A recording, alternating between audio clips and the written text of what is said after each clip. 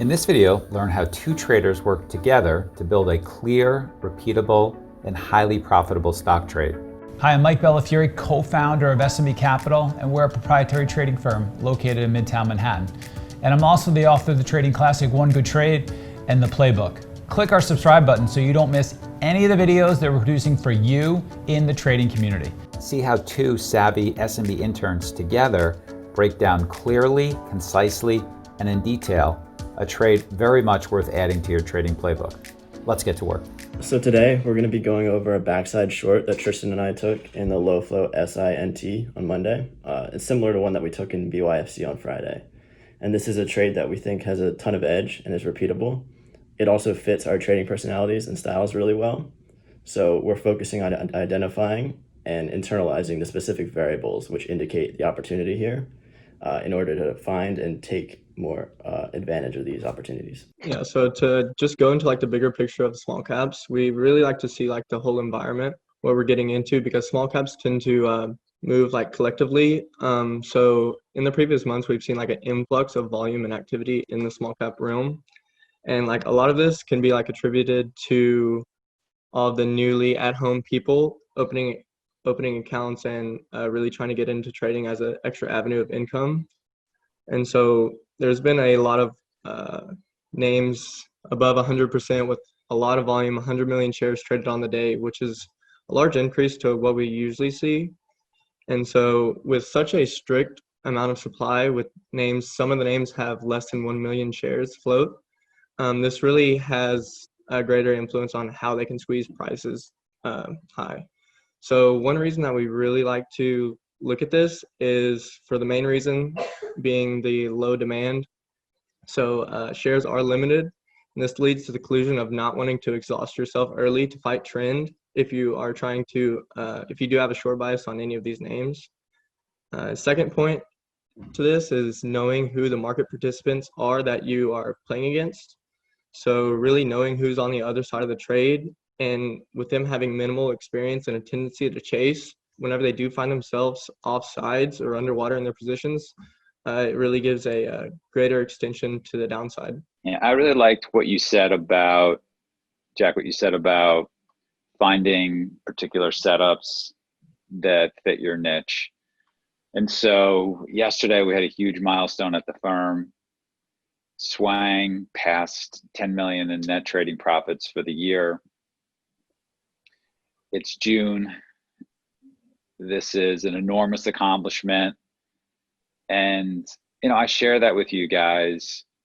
I share this accomplishment with you guys because there's a lot that came before him actually getting to that point, which you can all learn from. You know, first, he became consistent. He was in your seat. You know, for the new hires, for the interns, the developing guys who are coming up the curve, he was in your seat. He went through the training that you went through, except I have to say, the training that you guys are going through right now is much better than what he went through, because we're always getting better. He started right out of college, just like you guys are or about to. And his first accomplishment was focusing on being consistent. And that was understanding what he was doing well, even at the beginning, and building from there. And, you know, for a lot of you, him getting to that point was not a clear path.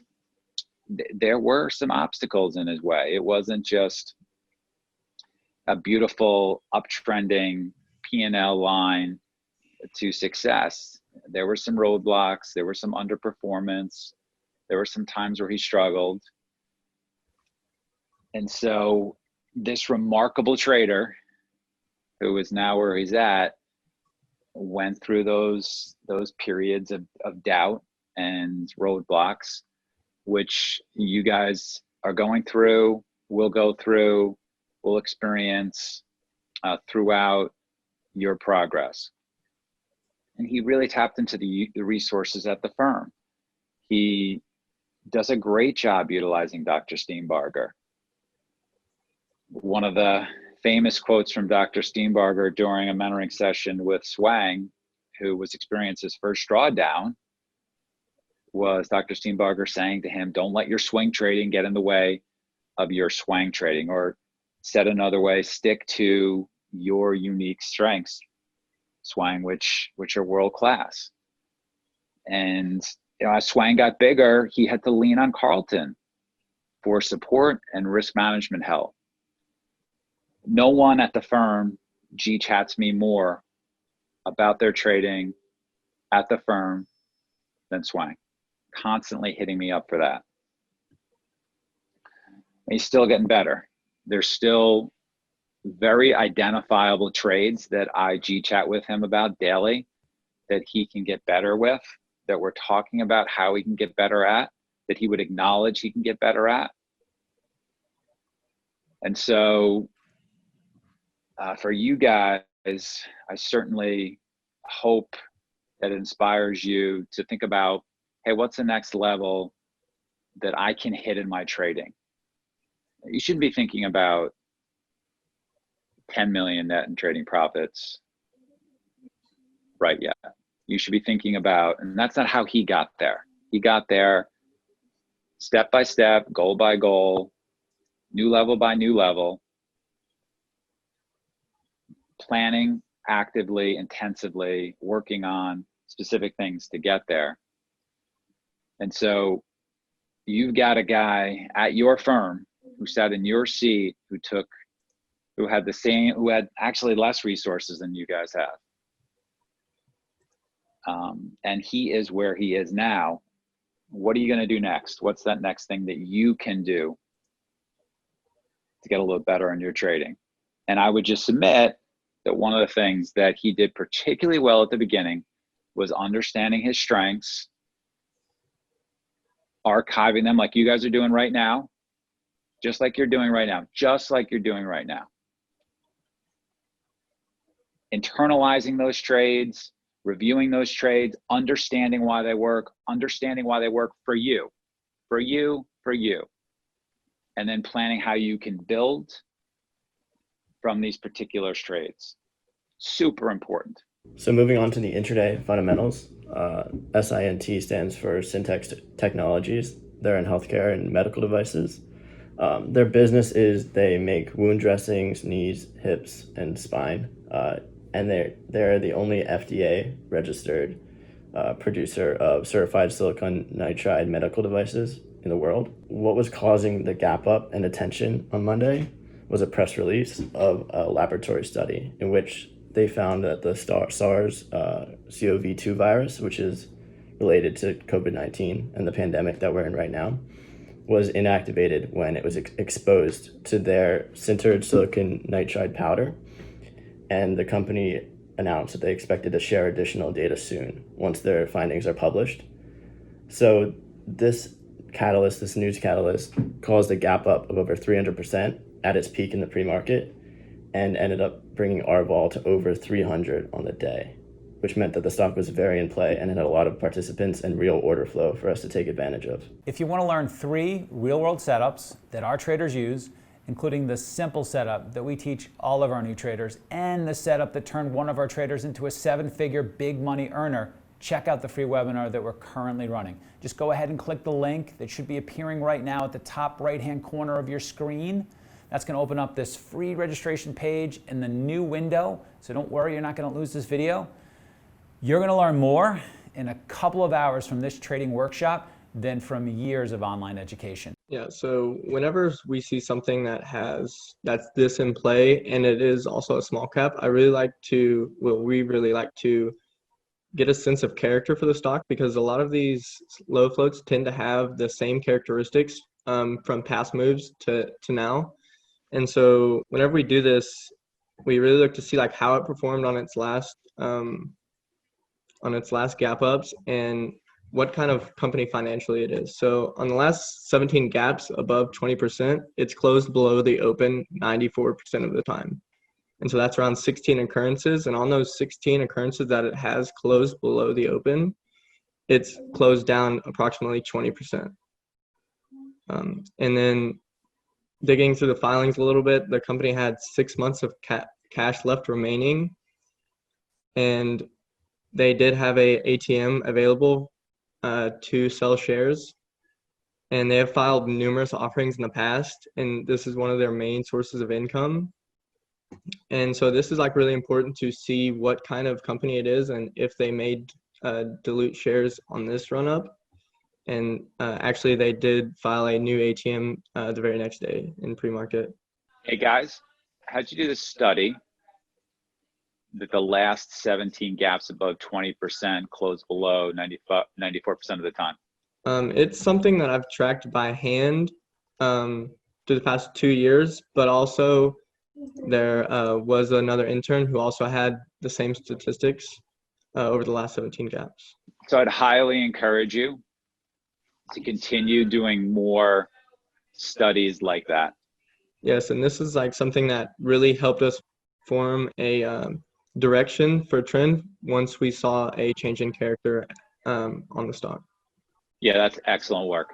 Moving on to the statistics of the stock now, which are good to know before trading it. So the average daily volume was 1.5 million. ATR was 0.09, but actually in the pre-market on this day before the market opened, it was already doing a range of over 1.5. So that attracted us. Short float was 0.93%, which is really small. Beta was 1.48. Shares float was 10.30 million, which means it's a low float, under 50 million, but it's also relatively low, so it has the possibility of squeezing pretty hard. Institutional ownership was 0.90%, which is very low, and insider ownership was 3.68%, also pretty low. These pre-market trade variables are what really got us attracted to the stock in the first place, and there are those specific variables that we're trying to drill down on so that we can also incorporate scans and technology to find more of these opportunities. So the first was low float, of course, less than 50 million shares. This means that there are fewer shares, less supply available for trading, and therefore a higher volatility. We also saw a gap up of over 100%. So this gap up and increase in price dramatically increases the value of the company, the market capitalization. And when it's not in line with the actual fundamental value of the company, when there's that mismatch, this may bring people in to sell and will bring a lot of attention into the stock. What we also like to see is a fade on relatively low volume and then start to pop into the open. So what this does is it makes the stock appear weak. It's also gapped up a lot and appears weak, so there's a lot of room to the downside. This will attract sellers to short pops early on in the day, potentially leading to traps and exaggerated up moves caused by squeezes of shorts that are trapped and turn into buyers. And also we saw a multiple of the average daily volume in the pre-market. And this signaled that many players were interested in the name, so it will have the real order flow and be in play for the day. So whenever we look at one of these names, we really like to look on an outside-in perspective. So look at the daily, then zoom down to like a multi-day chart, then like a 15-minute, 5-minute. So starting with the daily, we really see that on all of these major gap ups, they're on volume. They all roll red basically on the first day. So that's a huge red flag, and that goes right along with the characteristics that I said earlier. And what we really see is how this 3 level has been a major level for the stock that it hasn't been able to gap up and hold above on volume on any of its previous runs. Imagine what the daily bar may look like before the day actually happens. And whenever it does that, we can kind of picture it to look like the previous days into that 3 level. And so the intermediate analysis is obviously a small cap, which is relatively dead until it does have a news or press release or a catalyst that pushes price higher. So this is the pre-market action that we saw before the open. At its peak, it hit around 615-ish. You gapped up around 350% to 3.70, which was the pre-market high. And then we really like to watch the stock coming into 7 a.m. because this is when the major brokers open and a lot of volume, as you see in the bottom, volume spike comes in. And on this first candle at 7 a.m., it's already been downtrending. It's right under VWAP. Price spikes over 3 and fails and continues to downtrend into 2.50. So then this level, buyers try to hold, and we see a consolidation over it, but it ends up breaking down, and the downtrend continues. And this is the kind of the fade into the open that we were talking about before. But then coming closer to the open, we see that that downtrend fail, and it reclaims the 2.50 level and starts to pop into the open. The major thing about this price action before the open was that it gave us more confidence in the 3 level because of that pop at 7 a.m. on really high volume failed above it. The high of that bar was actually 3.11. And it also made the stock appear weak, which may attract shorts to the stock to sell pops. Hey guys, how did you go about deciding to do this playbook trade together? So Dr. S has been speaking a lot on teamwork and how this improves the learning process. And so on Friday, we noticed that we traded BYFC together when we were talking through the trade together. We had also been brainstorming and discussing trades through the previous couple of weeks. So then we decided to try to collaborate on a playbook, share ideas, review the tape, and discuss what the best possible entries and exits would be and how we can repeat the trade. Yes, and after we did the BYFC playbook together, we both came back and said that we really felt like we learned like 10 times more on doing that playbook together, just hearing other perspectives and listening to like what each other has like said in the past or about BYFC, and really just like feeding off of each other and like having more of like all edges covered within that playbook. So we thought about doing another one, and the same result happened with this one as well. I highly encourage you and the other guys to use that as a best practice. I really like the idea of guys doing playbook trades is great, but then also doing playbook trades together and seeing if that causes even more learning. Want to highlight what you guys are doing or what you've done in this playbook as something for us to do more of. You guys personally and other guys, new hires, and some of the guys you're working with. And also something that working together helps with is accountability on things that we're trying to improve. So for example, I'm trying to size up in these setups, and Tristan's holding me accountable to this, which has been really helping recently. The way we break the rest of these technical analysis slides down is on a moment-by-moment basis, because a lot of these are pattern recognition plays, and if we can really break it down moment by moment as it progresses, it's really helped us internalize and see those in the next setups and really help us a lot with our trading. That's what really we learned from the most.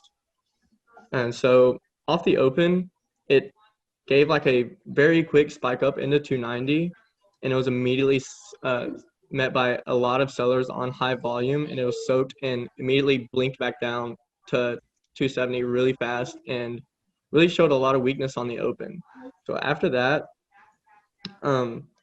it ended up compressing it down to 250s and into VWAP, and we noticed a really big bid at 250 holding price. It held price to the penny at 250 3 minutes in a row on high volume, and with this compression into VWAP and 250 holding, we noticed a contraction in volume as price was holding, and ended up moving away from 250 every time it retracted off of it.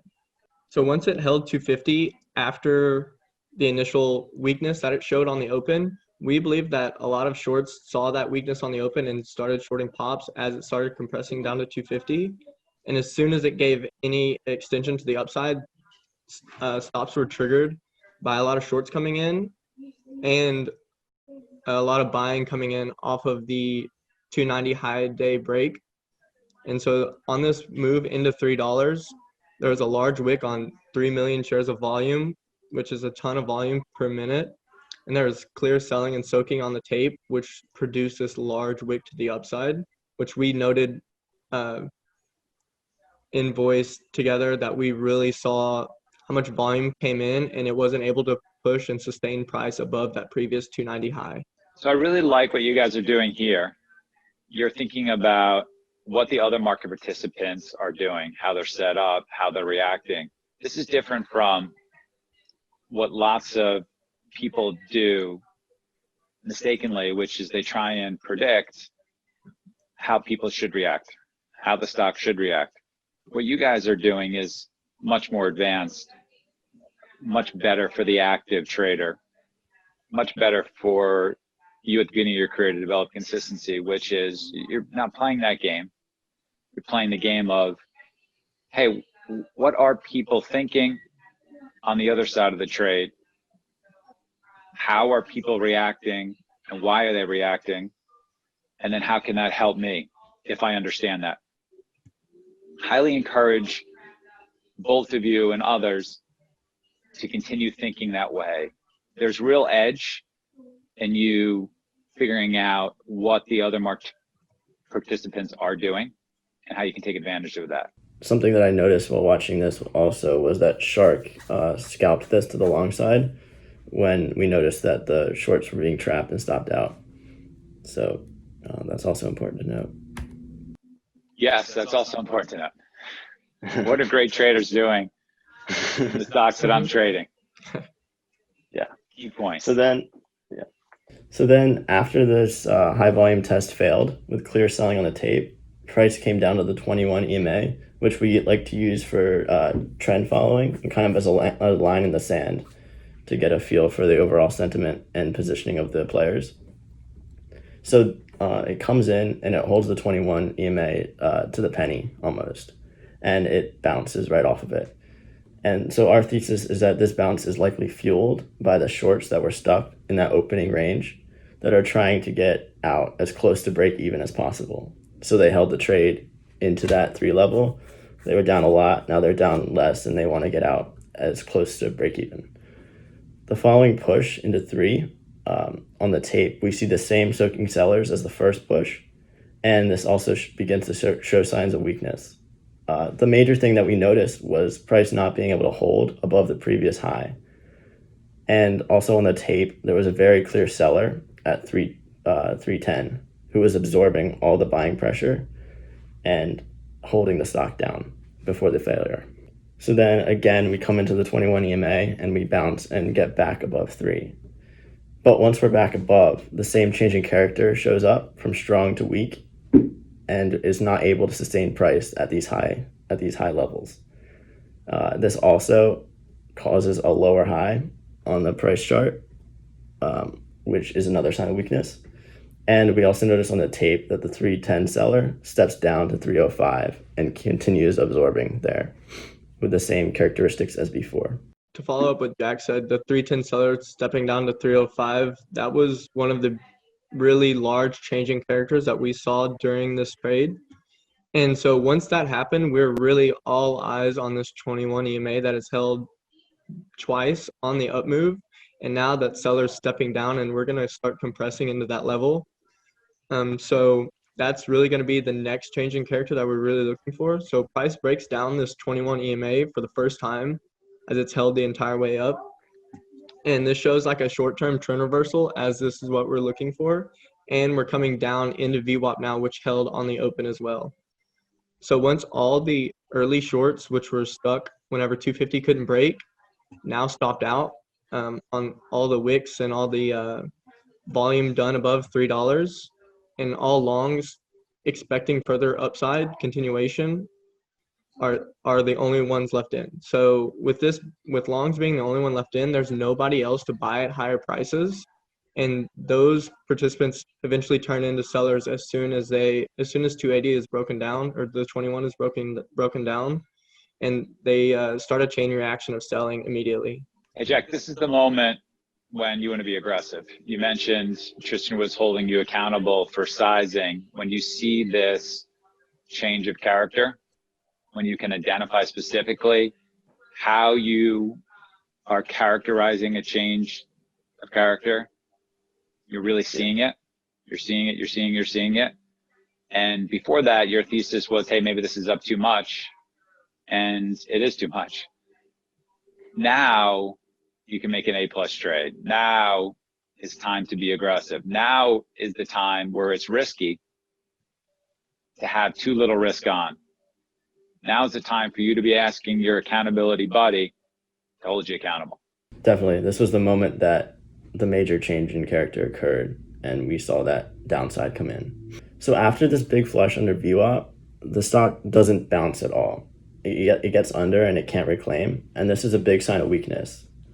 So sellers are pressing lower in this tight downtrend consolidation form, and buyers are unable to press the price up more than a few cents at a time. So this should be noted as one of the biggest changes in character after showing this topping action and lower high that we saw. This also put price consolidation right above a key level, which was 250 that we saw in the pre-market and on the open. And this really got our attention as well, because when price consolidates just before an important level, it's building up the energy to be able to break through that level cleanly, more times than not. So we see this consolidation and price sort of pops into the 21 EMA, but it fails here. And it's been respecting this for most of the morning.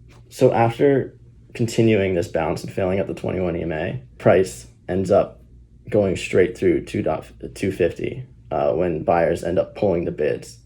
So what we saw on the tape here, there were stacked bids at 250. They started to decrement, but they were quickly dropped. So that gave us the idea that they were pulled, and price came straight through on increased volume.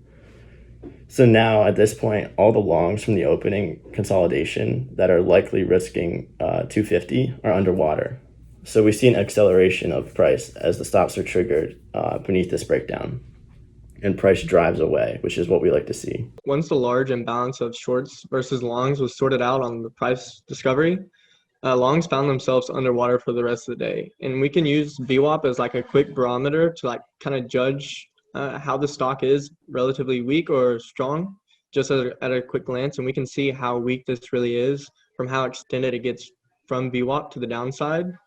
And longs are unable to create a meaningful bounce at any time throughout the day as the stock grinds lower and closes near low a day, which was very clear to us throughout the day. So reading the tape, like we've mentioned a lot of these, but we go a little bit more into detail on this. And like on the open, the 250 bid is hit hard and soaks all the selling and holds to the penny. And actually on that, on those three candles, it actually decremented all the way down to showing maybe like 10 shares, 100 shares, and then it completely refreshed. And it did that one or two times on the open, which was a very key thing to note for us, to say that is a real buyer there and he is serious about holding the price there. And so the clear selling next, there was the clear selling into the up move into the three on high volume, which was 3 million shares traded in that 1 minute. And we noticed on that candle, as it's going up, there was large offers on the level 2 at 93 cents, 94 cents, 95 cents that were getting filled on the way up. And once it wicks up above 3 and then comes back down and those refresh and show the same size, we really note that as really one of the changes in characters, as there's really selling into these up moves. And then the really key points is like 3 and 4 for this trade, which was the large seller that stepped in at 310. This offer can be seen as sticky as it shows up and soaks a lot of buying. The buyers cannot move price. And once the offer lifts for like maybe a couple seconds, it reoffers at 310 immediately. And once it reoffers at 310, it pushes down to 309, 308, 307 very quickly. And whenever it was above, it was at 311, 312, and they could not push price above that and they couldn't hold it above that for more than a couple seconds. So when the seller reappeared on the second or the third push into above 3, and he stepped down to 305, showing the exact same characteristics that I just listed, that was a really key moment for us, as it had been multiple changes in characters in a row with the tape, lining up with the chart, lining up with the overall picture that we had, lining up with the characteristics that we laid out for SINT earlier. So all those coming together really gives us a large amount of edge that we think once we see all those changes in character and once it is confirming to us. And then, like Jack mentioned, consolidated just above 250, and they immediately pulled those bids as soon as it tried to retest, which was the exact opposite of what happened on the open. So this really confirms our thesis on what the stock should do for the rest of the day. Okay, so when we're looking at executing this trade and figuring out where we want to be in and what we need to see on the tape and in the price action, like Tristan mentioned, lining up, these are the main variables that we're looking for. So first of all, we saw R-vol extremely elevated. It was over 300. So this means that there are a lot of participants in the stock, creating the real order flow and volatility that we need. It was also up 250% plus since the day before. So like I mentioned before, this meant that the stock was overextended and price did not align with the fundamental value of the company. So there were many participants trying to short it. And as we saw before, shorts were trapped early, driving price higher. So those early shorts in the consolidation over 250, who were getting in on the pops on the open, stopped out and drove the price higher into $3. And then we saw it gets above high a day with an influx of longs buying that late high a day breakout. So these late longs that are chasing price higher will set themselves up to be trapped if price drops and they needed to stop out and become natural sellers. We also saw price become parabolic into the whole number. So when it moves very quickly and expends a lot of energy into 3, this is a sign of capitulation and buying exhaustion into a level that's likely to also draw in shorts. We also saw longs trapped after stalling. So when longs were caught on the wrong side of the market, once the last buyer had bought, there was minimal support beneath. So that's why price fell out so quickly. We also saw the large seller at 310 step down to 305 on the tape. So this gives us added conviction in the trade. So this is the trade management that we really thought helped us capitalize on this opportunity the best, and this is the way that we really played it. So initially, after that large volume bar above high day got soaked into 3, we started in one tier there, risking above 315. 315 was a daily level that we had that had also been relatively respected during pre-market as well. So on the second push up, we really wanted to watch price action there and see if we were still correct with sellers stepping in. So we weren't going to add right there because we really wanted to see price, and we knew that there was still opportunities, that it would give us opportunities to enter in more with greater risk reward and greater confirmation after if we were correct. And so once we saw that 310 seller appear and then step down, we added in 2-tier short right here, still risking the offers lifting in 315. So once this 21 breaks down, we really feel comfortable with our position, and we're looking for a bounce right here, but it never comes. So this is something that we've gone through together on multiple names that we see really fade hard to the downside. It never gives this bounce, and that's something that we've learned doing these playbooks, is this slow grind lower and never giving a bounce, showing extreme signs of weakness. And this it pops back into 21, which it held on the up move the entire way.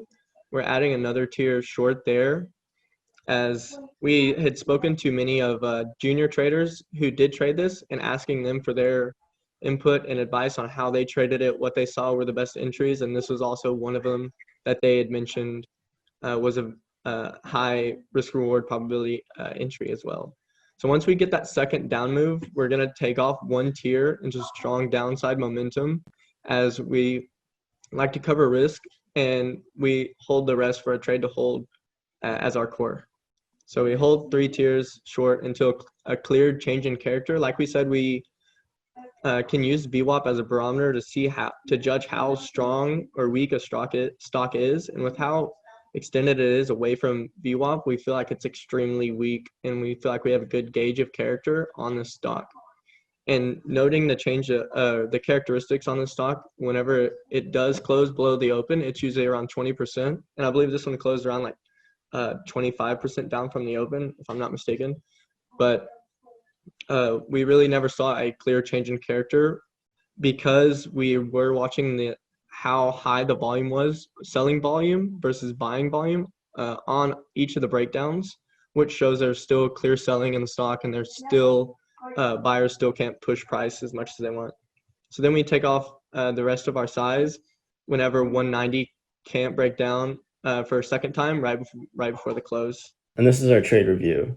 So like we mentioned before, this is an A+ trade that we believe can be replicated with edge over time with big winning trade potential. We think this is a trade that we can build our careers on.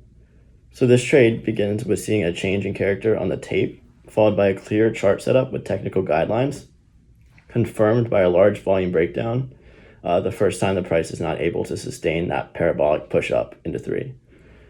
So this trade is a trade to hold while we execute and may scalp around our core to maximize risk reward. These we often see fade the entire day once they confirm that backside failure and people are just dumping their shares. So something that was really important to us for the rest of the day, like Tristan mentioned, was the sell volume versus the buy volume on the breakdowns. So on all the pops, you weren't really seeing any continuation of the momentum to the upside or high volume.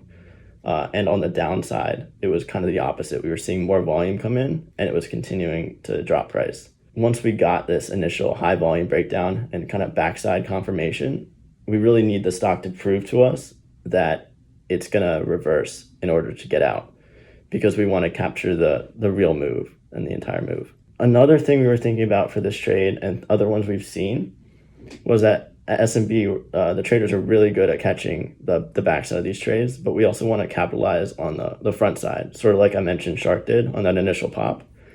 So that short squeeze after the failed breakdown at 250 in the morning provided a great opportunity on the front side, which this is a separate trade, but we want to capitalize this on this as well. Instead of just waiting for the change of character and waiting for it to prove to us that the backside is coming, we could be in a long position, actually taking advantage of this other side of the trade, and then flip and make a new trade once that turn is confirmed. 100%. You can just see an example of that over the last couple of days in INO. Tremendous amount of money you can make on the front side. Lots of money you can make on the back side. But if you can put those two together, even more opportunity. What I really liked, did you want to add anything else to this review? I was going to add a few. So like I'd mentioned from the bigger picture, that we didn't want to exhaust ourselves early. So whenever we were coming into this, we wanted to see changes in character on the tape first, and then we wanted to see a chart set up, and then we wanted to see confirmation with high volume breakdowns. So we didn't exhaust ourselves early on this trade, and really because we did know that this had a lot of potential due to the characteristics that we outlined. And so we didn't want to just short blindly. We wanted to see a lot of confirmation before we got in due to the market environment that we are in.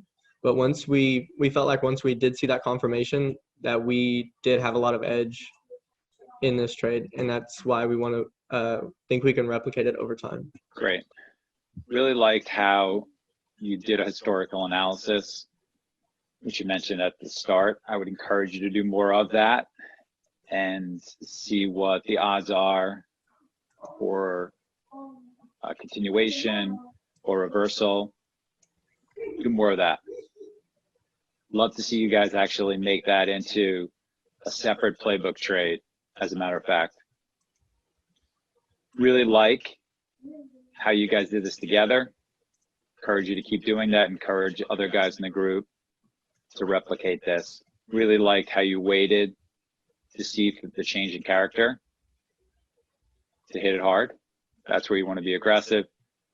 Really like what you ended with, which is how do you get long some of these names, which you know are going to go down eventually, but probably not day one and maybe not day two, and for which there's a ton of opportunity.